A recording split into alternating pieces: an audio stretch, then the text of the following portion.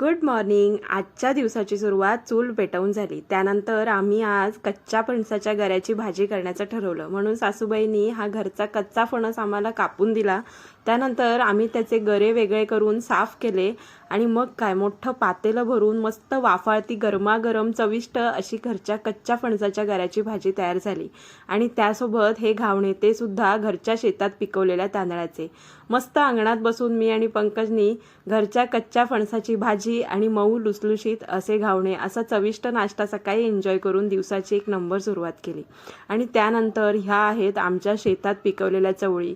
ह्या पिकवून सुकवून त्याचे दाणे असे वेगळे केले की आपली गावठी चवळी आपल्याला मिळते। दरवर्षी जवळजवळ 20-25 किलो चवळी आमच्याकडे पिकवली जाते। त्याचेच हे दाणे मी आणि पंकज वेगळे करत बसलो होतो। मध्येच मला थोडा कंटाळा आला, म्हणून मी आमच्या मनीमाऊसोबत टाइमपास केला। किचनमध्ये जाऊन बघितलं तर भात लावायचा होता, त्यासाठी अंगणात बसून तांदूळ निवडले आणि घरात येऊन बघते तर पंकजनी एवढी सगळी चवळीचे दाणे वेगळे करून ठेवले होते। त्यानंतर त्यातलीच काही चवळी म्हणजे जवळजवळ 1-2 किलो चवळी मी मुंबईला घेऊन जाण्यासाठी पिशवी छानपैकी पॅक करून घेतली।